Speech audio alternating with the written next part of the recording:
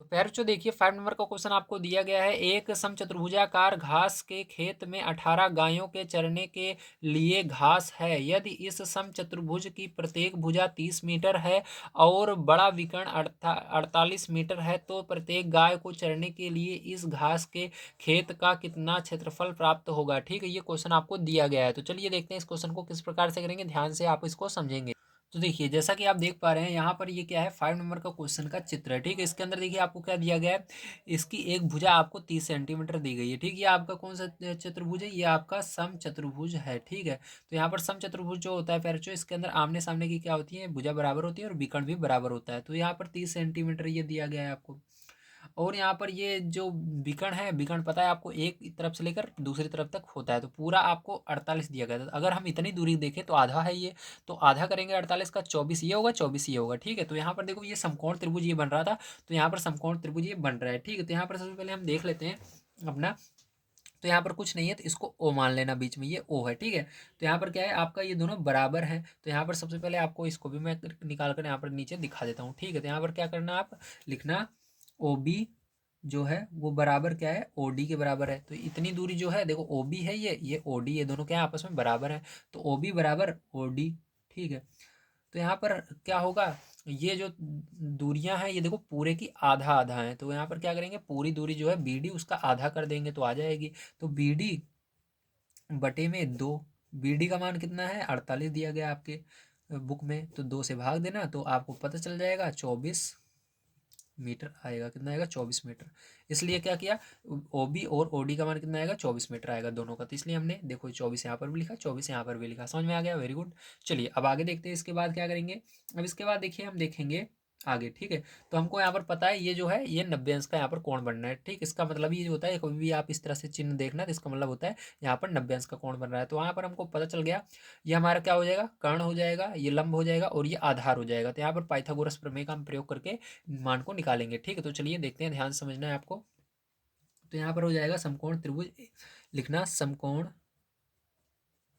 समकोण त्रिभुज ए O D में, किसमें, ए ओ डी में। ठीक है, अब देखिए यहाँ पर समकोण त्रिभुज ए ओ डी में, तो पाइथागोरस प्रमेय आपको लगा देना है। तो यहाँ पर लिखेंगे पाइथागोरस प्रमेय से। ठीक है, पाइथागोरस प्रमेय से। ठीक है, अब देखो पैर जो पाइथागोरस प्रमेय क्या होती है आपको पता है, फॉर्मूला होता है कर्ण का स्क्वायर बराबर लंब का स्क्वायर प्लस आधार का स्क्वायर। ठीक है, तो यहाँ पर कर्ण क्या है, तो मैंने बताया ये कर्ण है आपका। ठीक है, तो यहाँ पर देखिए आराम से बढ़िया तरीके से देखना, ये क्या है आपका कर्ण है। ठीक है, तो कर्ण हमने लिखा ए डी, तो ए डी का स्क्वायर, ए डी ये दूरी क्या होगी, ए डी होगी। लंब कौन सा हो जाएगा, लंब ये वाला होगा।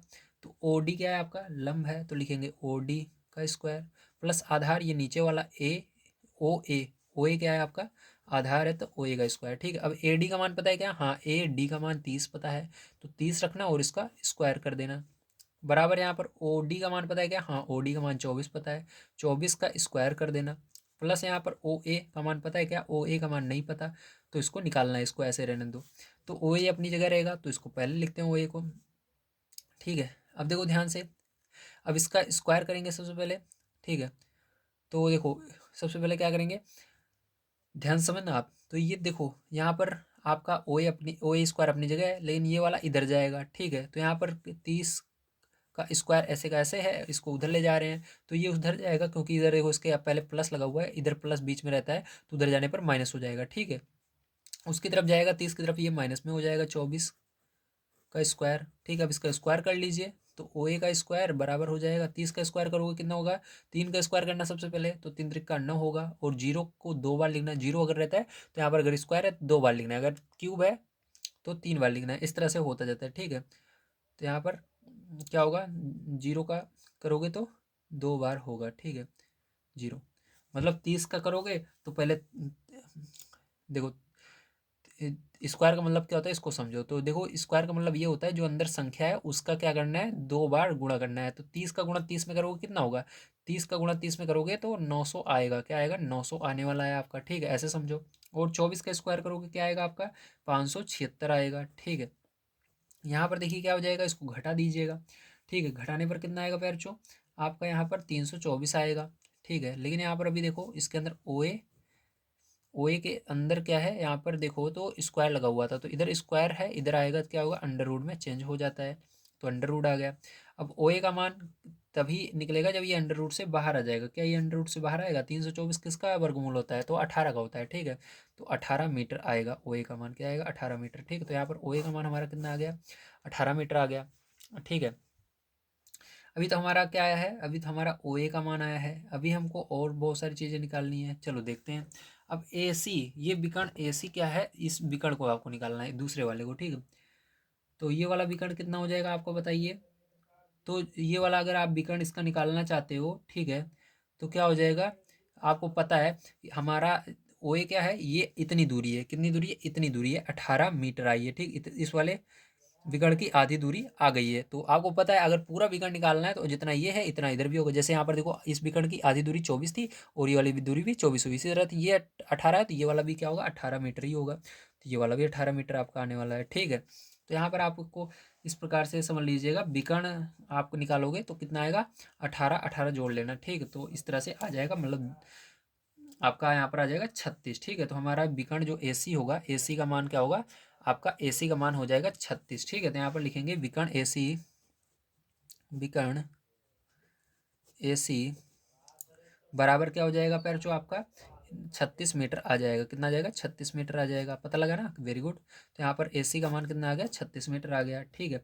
अब चलो आगे देखते हैं। अब हमको क्या करना है, हमको घास वाले खेत का क्षेत्रफल निकालना है। तो यहाँ पर घास वाले खेत का क्षेत्रफल बहुत आसानी से निकाल सकते हैं। तो देखिए फॉर्मूला क्या होगा फिर, जो यहाँ पर घास के खेत का अगर क्षेत्रफल निकालना है तो आपको पता है जो घास का क्षेत्र है वो किस प्रकार से है, समचतुर्भुजाकार है, आपको बुक में ही दिया गया, मतलब वो समचतुर्भुज के आकार का है, ठीक है। तो समचतुर्भुज के आकार का क्षेत्रफल अगर आप निकालना चाहते हो या समचतुर्भुज का क्षेत्रफल अगर निकालना चाहते हो तो उसका फॉर्मूला होता है 1/2 पहला विकर्ण गुणे दूसरा विकर्ण, ठीक है। तो यहाँ पर देखो 1/2 लिखेंगे, तो पहला विकर्ण आपको पहले दिया ही गया था 48, ठीक है। तो यहाँ पर क्या करेंगे, पहला विकर्ण आपको 48 लिख देना है यहाँ पर, ठीक है। उसके बाद दूसरा विकर्ण भी हमने निकाला ही, ठीक है, आपके सामने 36 आया था, 18 जोड़े 36 आ गया था, ठीक है। तो 36, अब क्या करना है, यहाँ पर आपको 2 से भाग देना है। तो 2 से चलिए इसको भाग दे देते हैं, तो 2 दूनी 4, 2 चौक 8, ठीक है। तो कितना आया, 24 × 36 आ गया। अब इसका क्या करना है, गुणा कर देना। तो गुणा कर दोगे तो कितना आ जाएगा, जल्दी बताइए। तो यहाँ पर इसका गुणा कर दोगे तो आपका 864 आ जाएगा। कितना आएगा, 864 आएगा, ठीक है। तो यहाँ पर ये क्या आएगा, ये आपका मीटर स्क्वायर में, क्योंकि मैंने बताया क्षेत्रफल निकालोगे तो जो भी यूनिट रहती है उसके ऊपर स्क्वायर लगा देना, मीटर स्क्वायर हो जाएगा, ठीक है। तो ये आया आपका। अब इसके बाद हमको निकालना है, क्या निकालना है इसके अंदर, देखिए एक सेकंड फिर से क्वेश्चन को देख लेते हैं। तो आपको निकालना है इसके अंदर, प्रत्येक गाय को चरने के लिए इस घास के खेत का कितना क्षेत्रफल प्राप्त होगा, ठीक है। मतलब कितना कितना घास चरेंगी एक गाय, ठीक, एक गाय कितना घास खाएगी कितनी दूरी की, ठीक है, इसको पूछ रहे हैं, मतलब कितने जगह में एक गाय चारा अपना या कह सकते हो घास खाएंगी, ठीक है। तो कितनी जगह लेंगी घास खाने के लिए, तो उसको निकालना है। तो चलो उसको देख लेते हैं।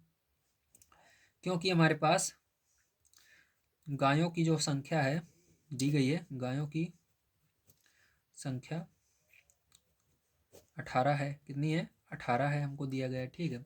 अब यहाँ से हम निकाल लेंगे, अतः लिखेंगे, अतः प्रत्येक प्रत्येक गाय को चरने के लिए क्षेत्रफल, ठीक है, प्रत्येक गाय को चरने के लिए क्षेत्रफल, तो बराबर लगाएंगे यहाँ पर। उसके बाद आपको लिखना है खेत का क्षेत्रफल, ठीक है। खेत का जितना क्षेत्रफल आया है तो हमने भी निकाला खेत का क्षेत्रफल, ठीक है। खेत का क्षेत्रफल क्षेत्रफल उसके बाद क्या करना है पैर, जो आपको यहाँ पर बटे लगाना है और आपको भाग दे देना है गायों की संख्या से, ठीक है। तो गायों की संख्या, तो इससे भाग दे देना है। तो चलो ध्यान से देखो अब क्या होगा। तो यहाँ पर जैसा कि आप देख पा रहे हैं, आपको क्या दिया गया, खेत का क्षेत्रफल 864 दिया गया है, ठीक है, गायों की संख्या कितनी है? 18 है, तो 18 से भाग दे देना। ठीक है, तो कितना आएगा आपका? भाग देने पर यहाँ पर आएगा 48 मीटर स्क्वायर। ठीक है, तो मीटर स्क्वायर में ही आएगा, क्योंकि क्षेत्रफल मैंने बताया था हमेशा मीटर स्क्वायर में ही लिखना। ठीक है, मतलब जो भी रहेगा यूनिट उसकी स्क्वायर लगा देना। तो यहाँ पर मीटर में सारी चीज़ें आपको दी गई थी। ठीक है, तो इसको स्क्वायर लगा देंगे तो यही आएगा इसका करेक्ट आंसर। ठीक है, तो यही हो जाएगा। तो आपको पता चल गया होगा कि प्रत्येक गाय को चढ़ने के लिए कितने क्षेत्रफल मिलेगा? 48 मीटर स्क्वायर का क्षेत्रफल मिलेगा। ठीक है, तो चलिए चलते हैं नेक्स्ट क्वेश्चन पर, देखते हैं क्या है उसको भी करते हैं।